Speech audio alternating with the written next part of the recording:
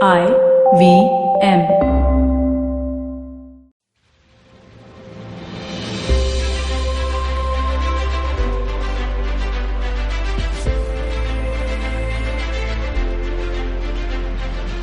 Welcome to today's episode of This Round is on Me. I am so excited about my guest today. She's a fellow podcaster, being featured on Forbes India's list of 30 under 30 achievers, written an award-winning cookbook. I thought it was cookbooks, but anyway, received numerous awards, launched several other cookbooks, and is also called the Macaroon Queen of India.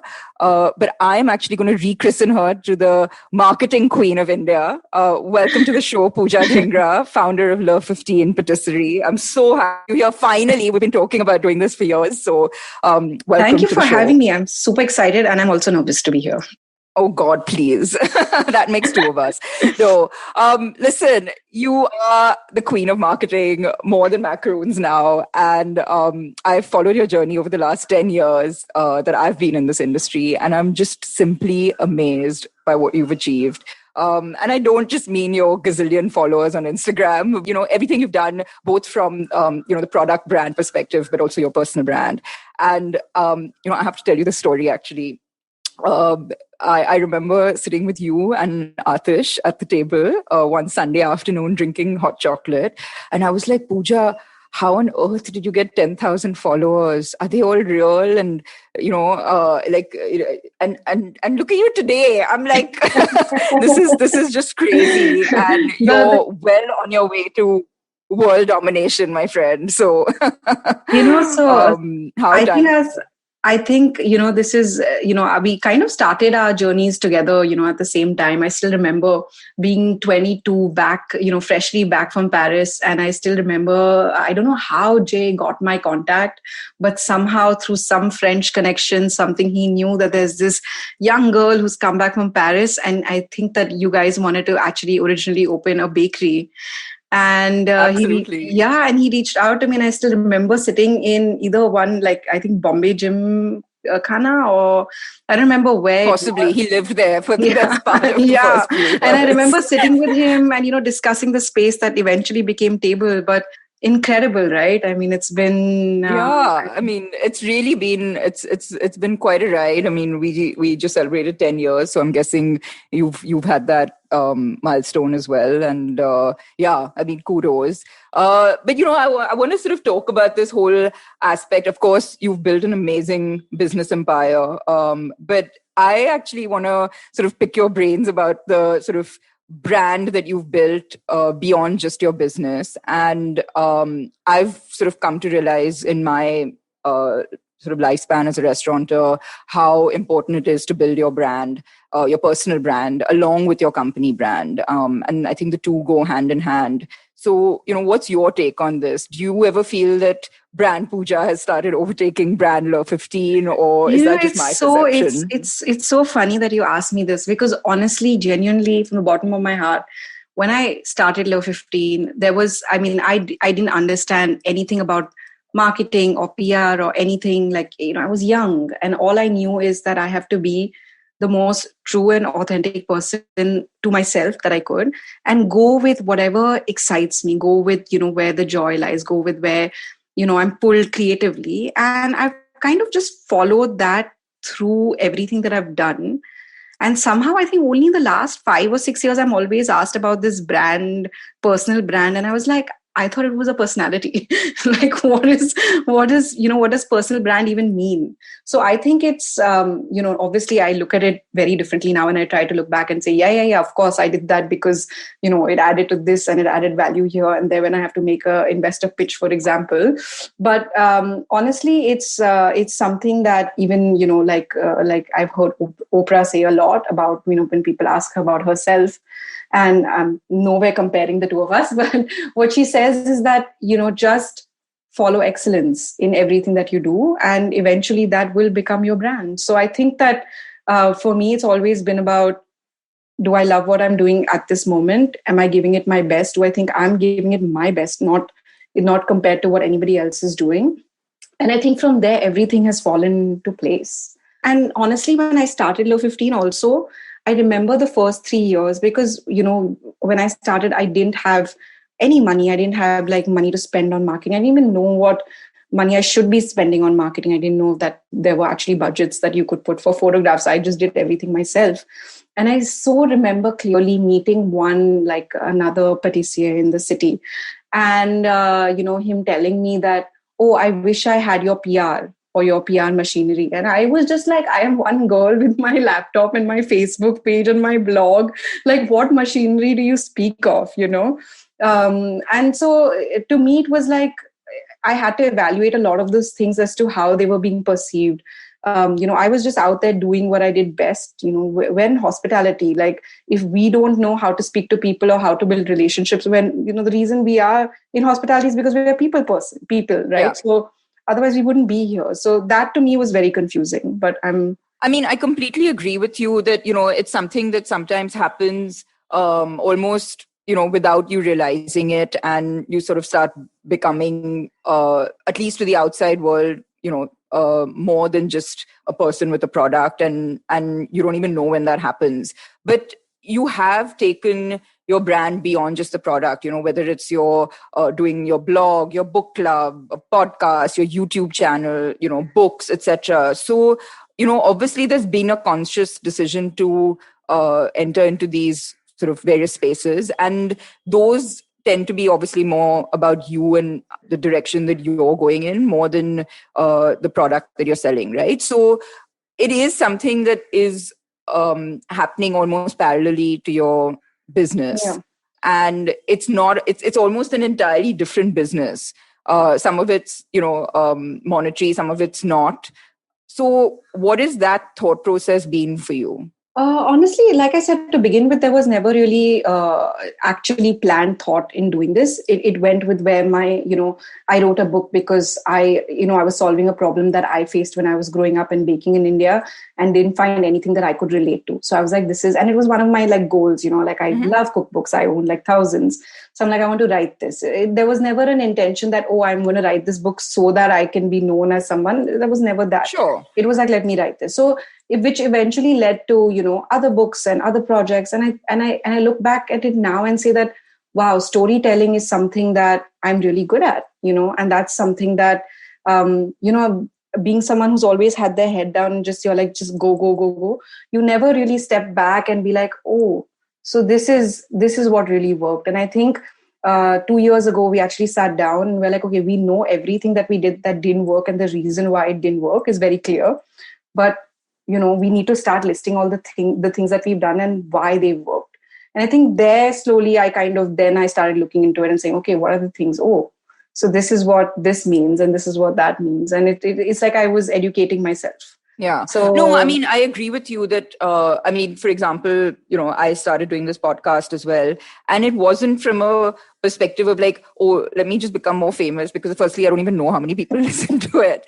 But I think it's more because you feel the need to share something that your current, work or whatever job description doesn't allow for. So I felt that, I've met so many cool people along the way, and I have all these amazing conversations with them, in private, and why not share that, with a larger audience? And also for me, I was looking for an outlet to get out of doing work. So, whatever, I had my various reasons for doing this. But you're right. Like, it's not about, you don't go into it because you're like, oh, this is good for brand building necessarily, but it's something that you enjoy doing.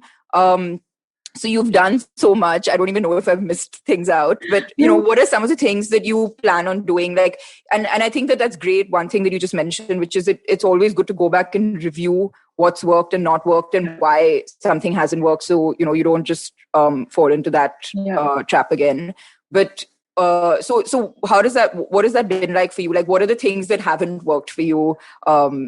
So many things, right? Like, and knowing as a pastry chef, like there are so many things that you, from a menu perspective, that you put out and you think that it will be great and, you love it, but then people try it and they're like, or not, so it starts from the very basic fundamental things like those to even projects or ideas or, things that you expect to do really well, but they don't. And that's part of life, and it's how, work goes. Yeah. And I always look at it and say, okay, what is this directing me towards? And I think for me that happened with my second book, for example. I was going through a very personal journey of running a marathon as a pastry chef, like giving up sugar. And I wanted to write this book, which was without butter, sugar, flour, eggs, which was very challenging, but I did it. And it was called The Wholesome Kitchen. And, the first book, The Big Book of Treats, did extremely well. And then when it came to the second book, it didn't match my expectations. But it kind of also showed me that just because I want to do something doesn't mean that the market is ready for it yet, right now. So you look at it and you say, okay, if I release The Wholesome Kitchen today, or I re-released it, which we are doing it now, it would have a completely different audience, because now everyone's talking about baking without all of these things. But 4 or 5 years ago, it was different. But then I just saw the feedback loop, and I saw that everyone was asking for eggless constantly. And I was like, okay, then listen to what people want and kind of, figure that out. And then Can't Believe It's Eggless came out, and it like knocked the others out of the park. So I always think there's always feedback, and things have to go wrong for you to kind of get things to go right. Yeah. So I'm always observing. I'm always looking at what is happening. And to go back to, this, the reason why I keep doing this is, it's strangely sort of spiritual as well. Like, I feel like I keep asking myself, I believe that we all have a purpose and we all are here to do something. You beat me to it. I was going to ask you this. I'm going to pause you on that though, because I know I probably shouldn't cut you off, but I am going to, because I want to actually pick your brains on that a little later. But coming back to sort of you and your personality that obviously everyone sees on Instagram and through your, all these different medium, that you share a lot of your personal highs and lows with your audience. And, I have to be honest, I've just sort of started being, I think, more active on Instagram personally. And I still feel very conscious about doing it. It's something where I'm like, will people care? And, am I crossing a line of like sharing too much? Or, am I sort of, infringing on privacy? Or, like, do I want people to know what I'm doing? And there's this like very weird, it's not like an impulsive thing always. And what do you feel about this? Like, how do you, what gives you the courage to be so authentic? I think, it comes with a serious, I ask myself this question a lot about like, growing up as someone who was always very mediocre at everything, you never really excelled at anything. So for me, I've always never had really high expectations from anything that I did. I'm trying to explain the kind of person I am, right? And only when I moved to Switzerland and I actually started studying hospitality and went to pastry school, I saw the change in myself, in sort of what I was doing, but the damage was already done. The self-worth was already very low. So I think that a lot of what I do is just trying to prove to myself mainly that I am worthy of things. And my main feedback loop is with myself. I don't really think of too much of what others think of me, or I don't really think of what will someone react to what I'm putting out there. I try to do things as naturally as they come to me. So, and obviously this has evolved and changed over the last 10 years. It's definitely not the same. But I still remember, especially for Instagram, for me, it was like a platform that I just took to the minute I got, on it. And 10 years ago, when there was only posts, there was no other sort of, stories or reels or anything. My friends had to tell me they were like, that's too much. Like I was posting and I'm like, I have the opposite problem of everyone I know, which is like, they are like, what do we post today? And we have to think about this post for like 10 hours. And what is the hashtag? And what is the caption? And I'm like, done, I'm like, I put an emoji and it's done and it's gone. And I don't think about it then, it's just the way I deal with things. But over time, obviously, then you realize now the audience is much, much, much bigger. Your reach is much bigger. The kind of messaging that you want to put out, what kind of impact are you having on the audience that's following you? There are a lot of young girls that follow me and listen to, the things that I say. So I'm very conscious now of what I put out, compared to what it was 10 years ago. Yeah. Is it still real and authentic? Yes. Is it maybe even more so than it was 10 years ago? But I also feel that it's not something that and because I've seen how much time and attention different people put to this, for me, it's something that just happens parallelly while I'm doing everything else. Yeah. So I think that's the approach that I take. I don't know if I answered your question. Or No, just you do. I mean, it did. I think it's probably more, I would say, curated authenticity, if that's a thing, where you may not have thought so much about the who's sort of listening, who's watching, who's reading. But today that is different. So it's more maybe conscious. It's also that right now there are just, back 10 years ago there was only one. There was one platform, there's one thing. Like right now there are like 6, 7, 8, and you have to think of, oh, am I doing YouTube also, and I'm on Twitter also, and then I'm on this also, and I'm on that. And it's never been overwhelming, at least, for me, because I was never looking at it from a metric of like performance of any sort. For me, it was just like, I'm doing this. But now suddenly you have Yeah. So it still remains true. But yes, now would I think about what I'm planning and programming for YouTube? 100%. Yeah. We plan for the month and say, okay, this is what I want to do. So it's not the same as like, oh, this is what I ate for lunch, which, I've done like 10,000s of them over the last 10 years. And I used to do that. And then I just stopped. And then I stopped. I'm like, okay, no one wants to eat for lunch anymore. We just stop. But, I mean, you can't ignore the audience reaction to what you're putting out. And do you ever worry about, while you may not have thought about it before, but do you ever worry about, I don't know, trolling, negative feedback? You've talked about body shaming a lot. Yeah. And I think it's amazing for you that you can be so, cool. I know you always go for top angle, but that's your thing. But, restrict comments on Instagram is the best feature. Just restrict comments. I have a bunch of words that I have restricted where body shaming is concerned. And I was like, I don't want to hear them. And Instagram is great for that. I'm like, I don't want to see this. And then, now I don't see it. So every possible format of like fat, moti, whatever, I've restricted it and it doesn't show up and life is good. So they can bugger off, basically. Yeah. But, okay, I want to sort of go back to this idea of authenticity, because you've also started endorsing brands. And do you ever feel that takes away from the authenticity of your personal brand? I mean, I'll give you an example in my little minute world of whatever influencer marketing is, that I often get sent things and sometimes I'm like, that actually wasn't that great. And I'm not just going to put up a picture just because I got it. And but I feel like I'm like, oh, what's the right thing to do here? Because someone's been really sweet and sent me something and, they're obviously very excited about it. But if I put it out there, am I like saying this is good and have it? Or like, what, I mean, should I be honest? And obviously that's really rude. So then should I not? And how does that work for you when, when you're sort of deciding to work with a brand, or like why, what's made you even go into that space? I mean, so there's two parts of this. I think I was at that space a few years ago as well, where every day I would come home and there would be like a barrage of like gifts lying there. And it seems like a stupid problem to complain about and not be even grateful for. So I'm extremely grateful for everything. Of course. But it reached a stage where I was like, I'm sorry, but you have to stop. Like it's just that it was just overwhelming for my parents, because every day we would come home and there would be like, 10 things lying on the table. And honestly, like, it's not things that if it's something that you really care about and you've asked for, it's different. But Sonam told me something very interesting a few years ago, which stayed with me.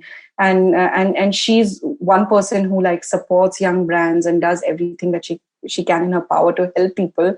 And she says that when you have a platform to help people, if it comes from a genuine space, so you must do whatever you can to help promote it. So I try to follow the same thing. So if it's like a homegrown Indian brand, if it's like girls from home that are making something, or if it's like restaurants that I know that I go to, I'm happy to, be vocal about it and talk about it.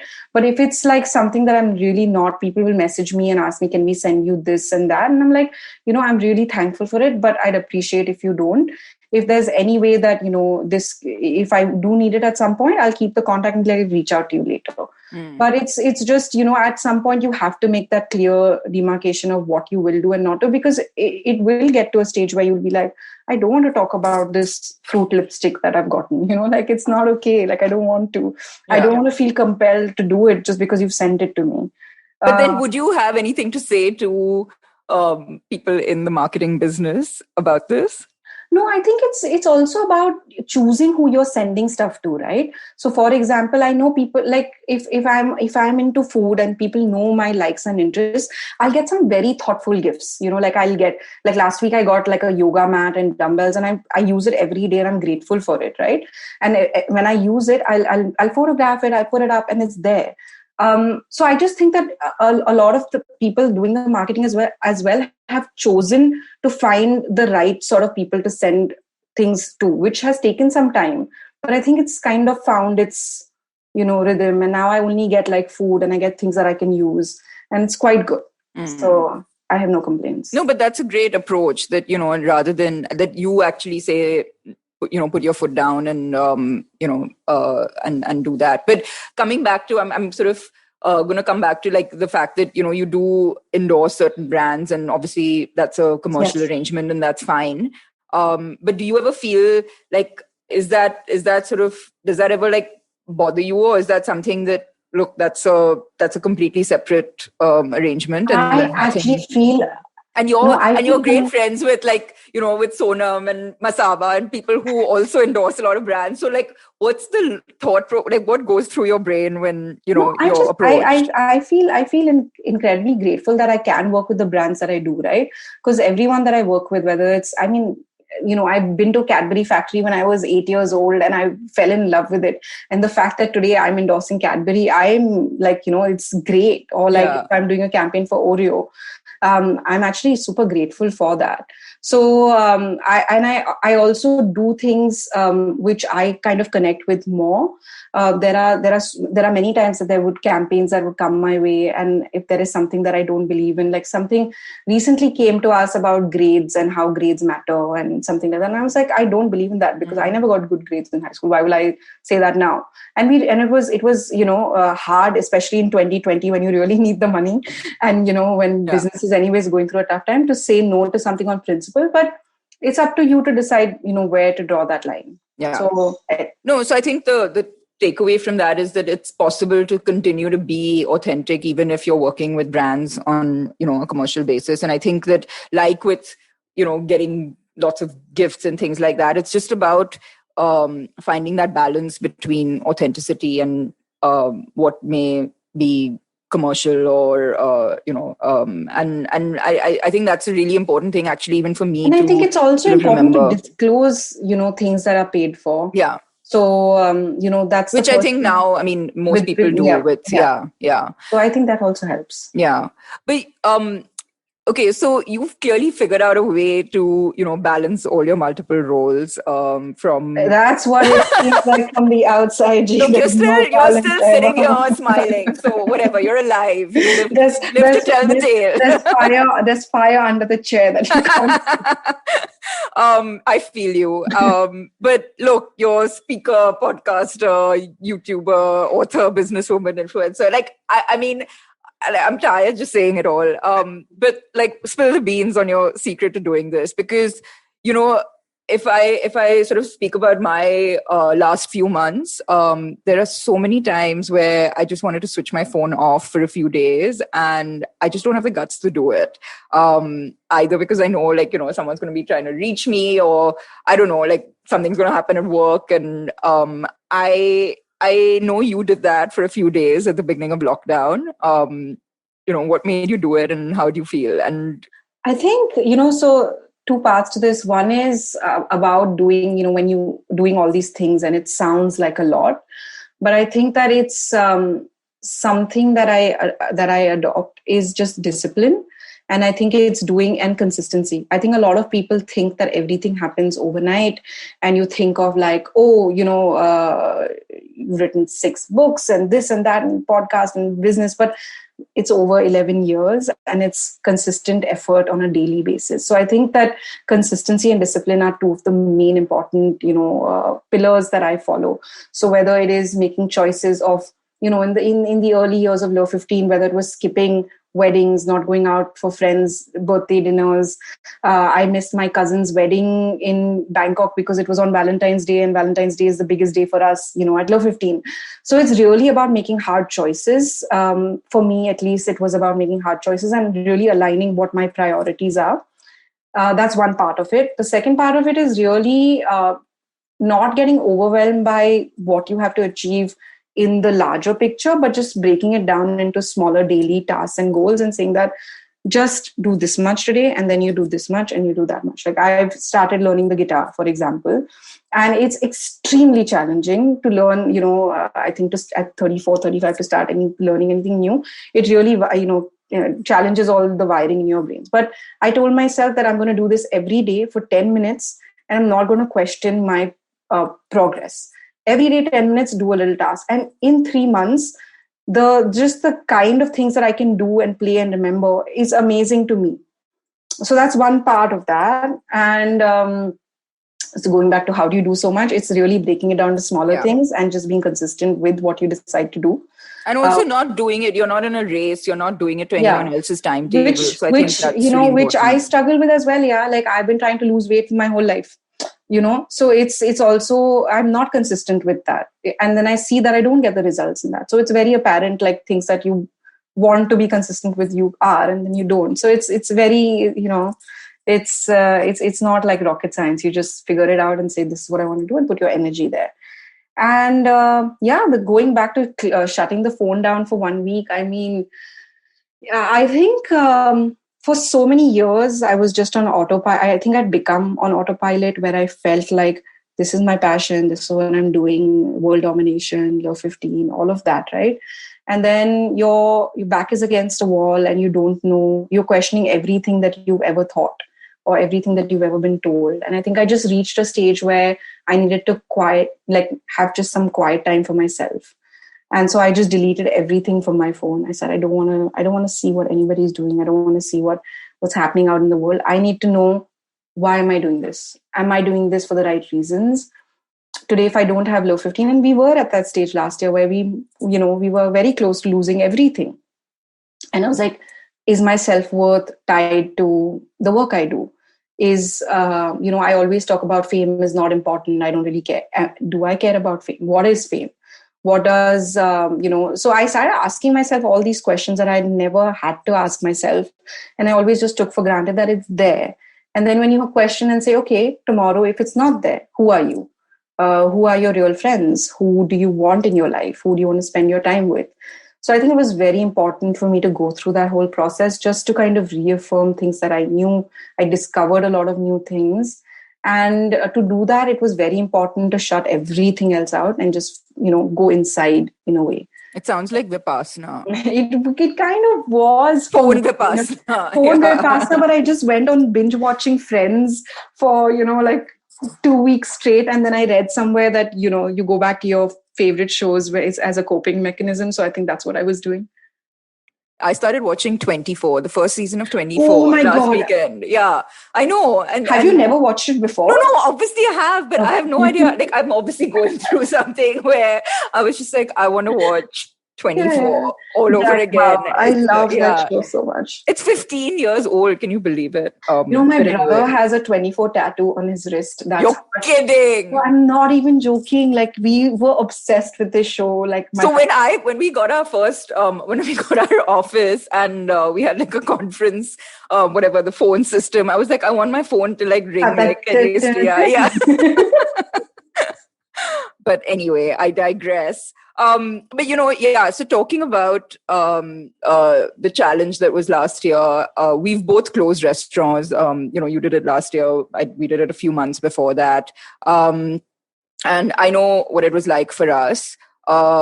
What was the toughest part of it for you when it came to making that decision? Because I remember when we were going through it, we kept trying to put it off and saying like, just give it one more month. And, I was talking to AD about this on a recent episode. And I just want to sort of pick your brains as to how you finally took that call. And I'm guessing the pandemic had a lot to do with that. Yeah, I mean, and that's the thing, G, like I remember talking to you about it and calling you and saying, I think there was just so much uncertainty to begin with, and you didn't know what was happening. And for us, it was the first time in 10 years that we didn't have any money coming in. So it was a financial decision, and I was very, obviously I've been a very emotional person. Having a cafe was a dream that I had since I was 16. The way I even found that cafe, that space was like almost like as if it was meant to be. And then you put in so much time and effort into a place, build it up to something. And yeah, it was definitely not something that I ever thought I'd have to do. Not in the circumstances that I had to do it in. So I think it was more so like, you cut a leg to sort of save your life, that kind of situation. And I'm so happy that I did it then, and I took the decision fast, because there was no way as a company that we would have survived if we had those overheads even for 2 months more. Yeah. So it was definitely, and it was, the hardest part of it was doing it in isolation, doing it in a time when you couldn't meet your team, you couldn't speak to anyone. I was alone in my room, in my pajamas for almost 2 weeks, on one couch, just like crying every night. Like I was just talking to my friends and crying. And I was sitting with my laptop with these Excel sheets every day, like trying to make some sense of it and be like, okay, but what if we do this and see this scenario and see that scenario? And when nothing else made sense, it was time. Yeah. It's funny. I think when we first started thinking about closing Misty, I have to be honest, like I really thought that, it sort of made me question myself as a restaurateur. And it was our second restaurant, right, after the table. And I really wondered, I was like, are people just going to be like, that was a one-hit wonder and we're not really, actually cut out for this? And I think it was such a, and today when I think about it, I'm like, it was such a great experience for me. And I'm really glad I actually went through that, period of self-doubt and, and came out on the other side being like, hey, like, this is not about what other people think, and we have to do what's, right. And this is part of the journey, and it's not something that you have to, it's not like the sort of, the thing that defines you. And I think that this, I've heard so many people say this, and all the gyan about like, you need to go through failure and you need to like, it's the best learning. But I'm telling you, it's so true. It really was one of the top lessons of my, life as a restaurateur. Yeah. And it's not easy, right? Like you're so emotionally invested in something. It's not easy to take and that call. And the financial repercussions, right? Because you feel like, hey, like, shit, I've just lost so much money, it's gone down the drain. It's not mine. Am I being like, am I sort of taking it too lightly? Am I, and there's a lot of, But every business has a risk factor, right? Like you get into it knowing that this is may not make it, and nothing ever is constant. But till the first time you have to like shut something down or close it, you don't say all that to yourself, that it's like, everything has a risk and all, but you don't go into something like planning to shut it down. So it's a very humbling experience. For sure. I saw your post recently about gender discrimination, and it seemed to suggest to me that being a woman for you hasn't really come in the way of you growing your business. And I don't know if I'm misinterpreting it, but that's sort of what I read. And I know, I'm sure this has been the same for you, but I've been asked a million times what it's like to be a woman entrepreneur. And I'm like, well, I wouldn't know otherwise. So woman to woman, tell me your take on this. No, actually, no. So the point of that post was actually that I have been on the receiving end of that. And it's something when you're so young and naive, you don't think of it as being an issue at all, especially when you've been raised in a very sort of, household that has liberal and, equality. And in fact, my brother always says that I got, the preferential treatment always, and I was allowed to go out, and I was, so, I've always thought that I had an upper advantage because I was a girl. And then you start working, and people are asking you questions like, how are you going to pay for this? Where's your father? Where's your husband? Is your husband dead? Like things like that. And at 23, I was just like, okay, I'm either going to let this challenge me, or I have a great support system at home. My dad is always there to help me, and if someone wants to meet him, I'm just going to focus on the business and growing and doing what I want to do. Let him meet them, let him talk to them, and let that be. So I think the first few years, it was only about building, and when you have your own business and your own environment, you kind of get to decide and dictate what the culture inside it will be. So I was very clear from the beginning that we will always have a very balanced workspace always. So I was happy that I could do that. Now what happened to the outside was beyond my control. So there were many on the flip side was, people were always questioning you, and I always took it, they're questioning me because of my age. I just thought it's inexperience.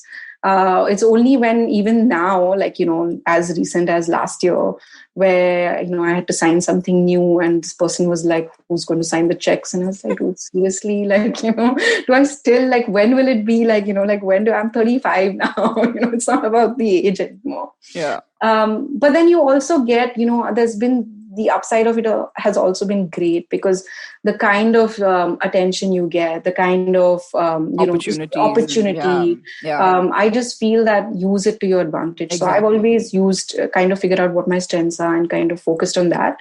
Does it exist? Yes, of course. Is it difficult? Yes, of course. I was lucky enough to not be able to focus on it and work around it. Do I want to create an environment where I find that just by doing the work that we do, that we can change this? Of course, just the number of women we hire, the kind of work in leadership, the kind of work that they do, that's what the little piece that you can move forward is what I focus on. So I think, I agree with you. I think it's really not about focusing on the challenges and, how life is harder or any of that, but getting the job done, whatever that challenge is, right? Whether it's because you're a woman or you're young or, whatever it is. So I completely agree with you that, focus on moving forward rather than what's in the way. And, this sort of brings me to that part where I interrupted you earlier.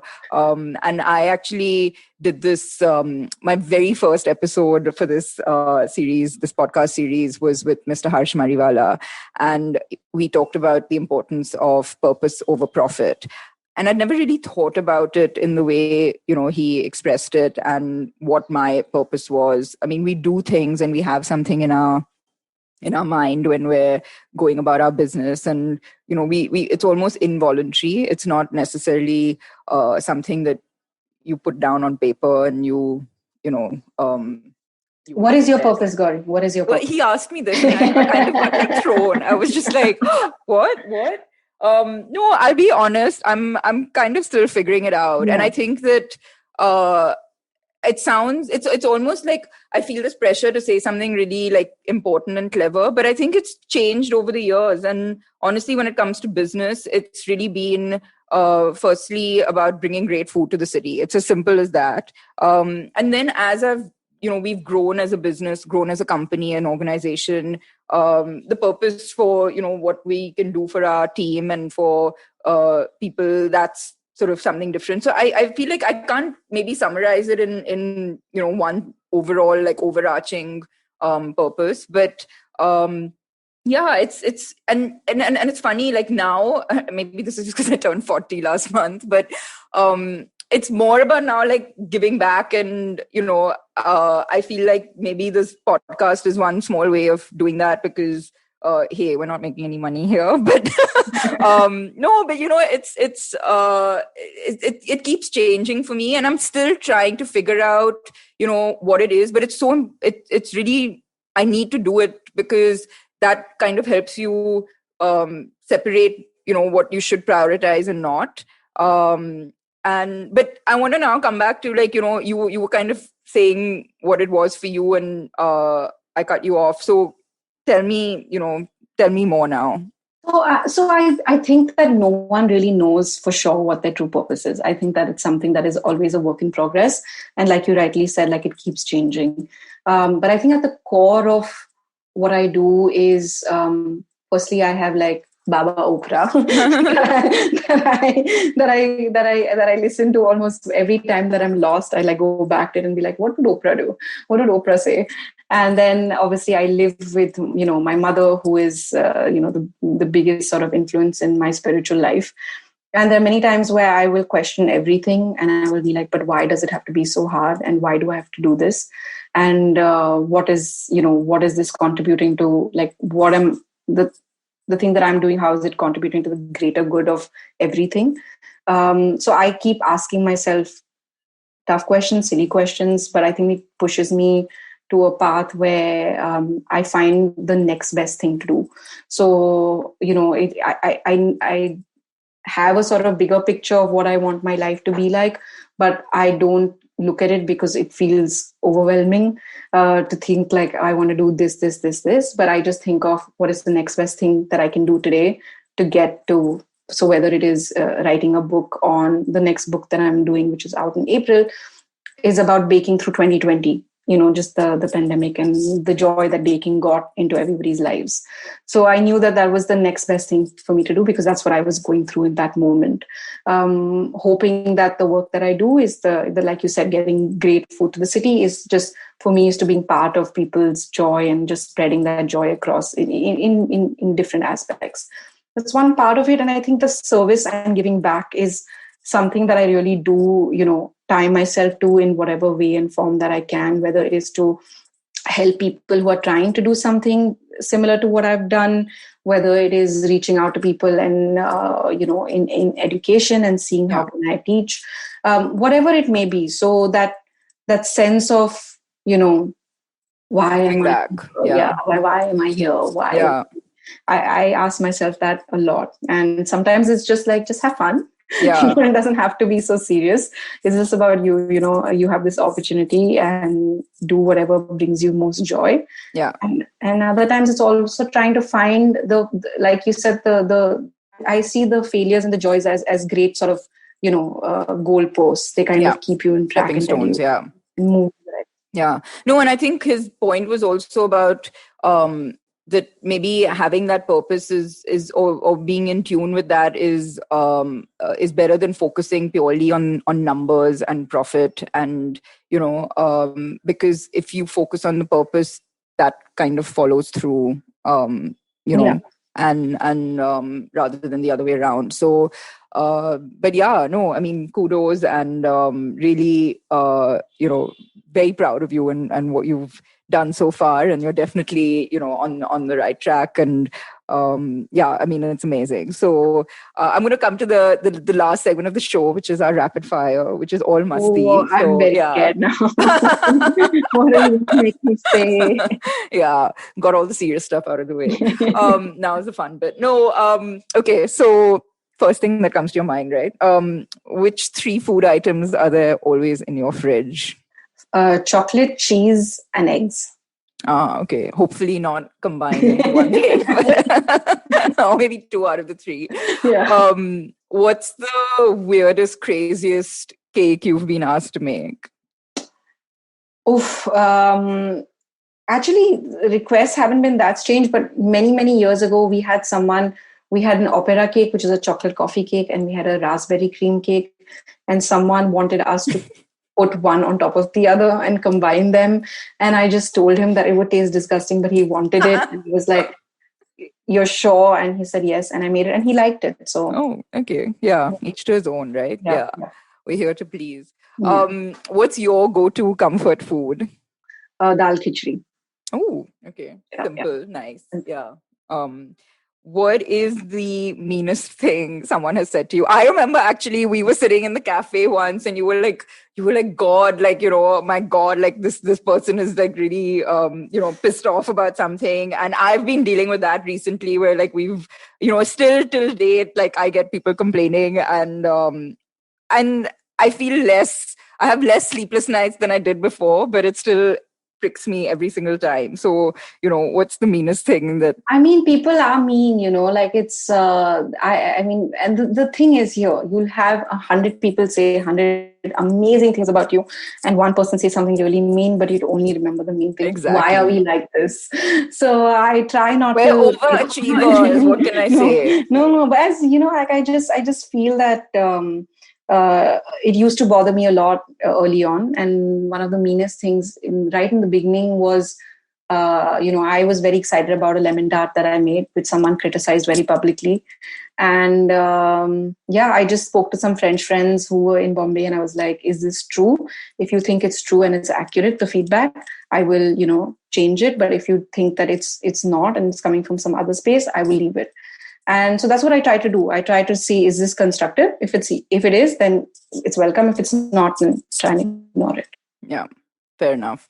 I know you're a voracious reader and a podcast listener, so give us your best of each. Best. Oh my God. Okay. Besides your own books or podcast. No. I would never do that. I would. It's Le15.com. Yeah. No, so I think for books, the books that have truly impacted me, so I'll give you three. One is The High Performance Entrepreneur by Subrata Bagchi. I read it when I was very young and I took a lot from it. The second was Shoe Dog, which is Phil Knight. Great one. Made me my goal to climb Mount Fuji's from there. And my Instagram has a little mountain at my name, so that's Mount Fuji.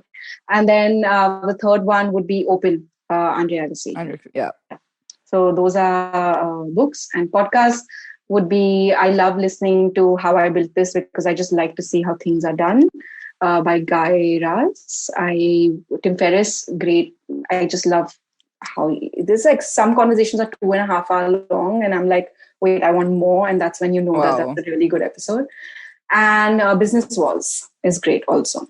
So you obviously read and listen to a lot of non-fiction. Is there anything in the fiction space that you've read recently, other than your K-dramas?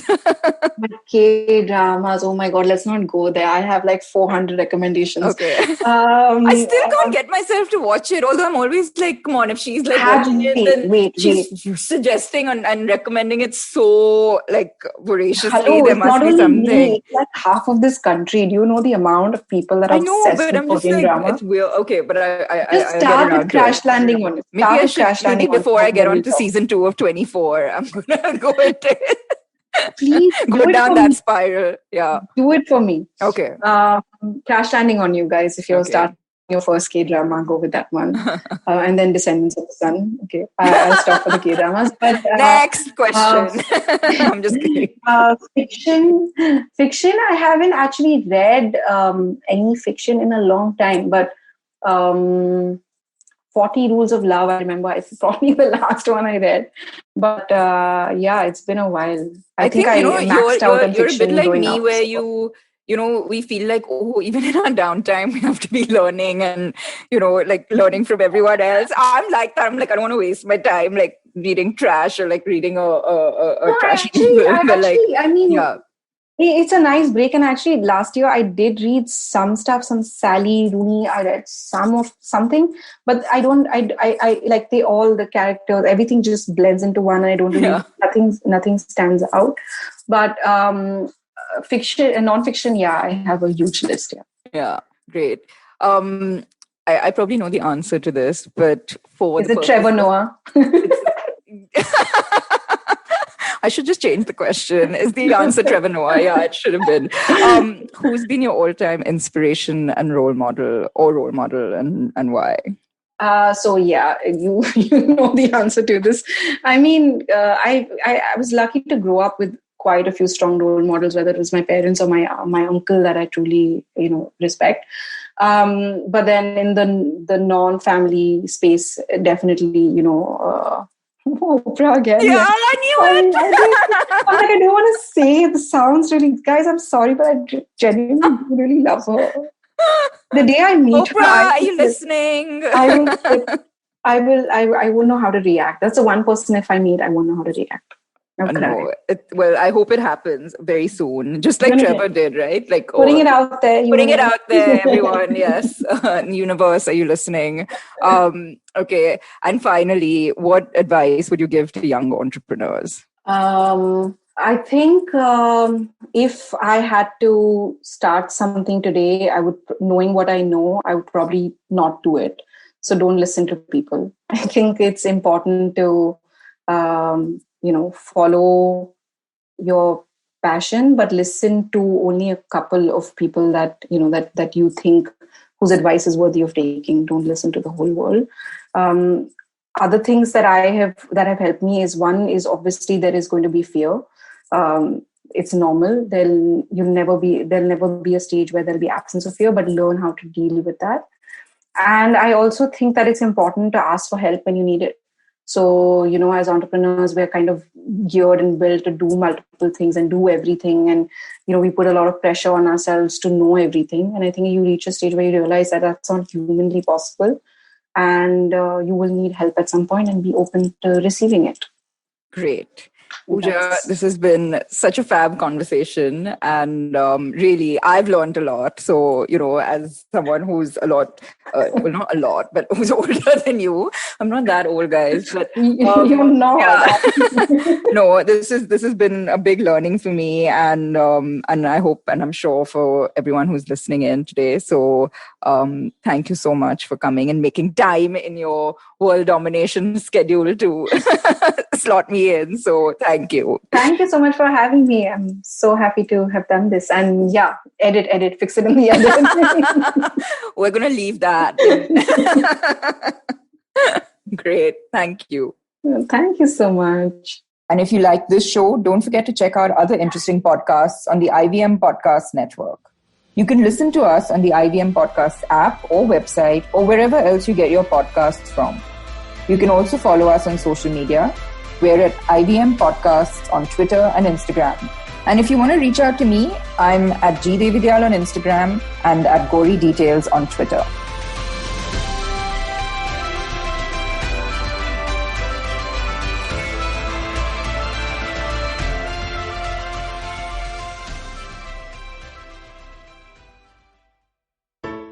I hope you enjoyed that show. If you aren't following us on social media, please do. We're IVM Podcasts on Twitter, Facebook, and Instagram. I'd like to thank our sponsors this week, Storytel and thewholetruthfoods.com. So, great week on the network. Number of really, really interesting shows for you guys to check out. Here are a couple of the ones that I would like to highlight for you. Check out This Round Is On Me. Gauri Devidayal talks to her husband Jay Yusuf about mixing business and pleasure. They're the husband and wife business partners at Food Matters Company. Give it a shot. Really fun show. On Naan Curry, they speak about chaat, the queen of the street foods. A fun episode. They canvass the beauty and romance of street food, its cultural importance in a city, and they also discuss the unfortunate harassment that street vendors sometimes go through. On Paisa Vaisa, we had Madhuchanda. They joined Anupam talking about the budget and the different aspects of it. Storytellers and Storytellers features Shreyansh Pandey, creator of Gulak. A great conversation and some interesting insights into facilitating and nurturing writers. Do check that out. On Thale Harate, the Kannada podcast, Mansi Prasad spoke to Pawan Srinath about the history and appreciation of Indian music. It's a really interesting conversation. They discuss classical music and how it evolved in India, what are the various musical instruments and how they developed. Really, really fun, interesting stuff. And with that, I hope to see you again next week. Working Monday to Friday glued to your chair making you feel dull? Worry not. Get your 5-minute weekly dose of travel around the world with postcards from nowhere. Join me every Thursday as I explore the strange, obscure and fascinating parts of the world and bring out facets of travel you may not have thought of before. You can find us on the IVM Podcast app, website, or wherever you get your podcast from.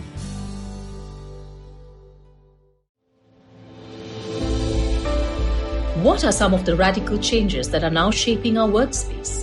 With physical distancing and heightened safety protocols being the norm, will technology finally make its large-scale entry to the workspace? Will design as we know it change for the long term? Is it possible for the Indian commercial real estate space to adopt a 360-degree approach to sustainability? Join our hosts at the Future of Space podcast by RMZ as we deliberate with industry leaders, analysts, and bright young minds on the way forward for the workspace given the new COVID normal. Tune in to the IVM Podcasts app or wherever you stream your favorite podcasts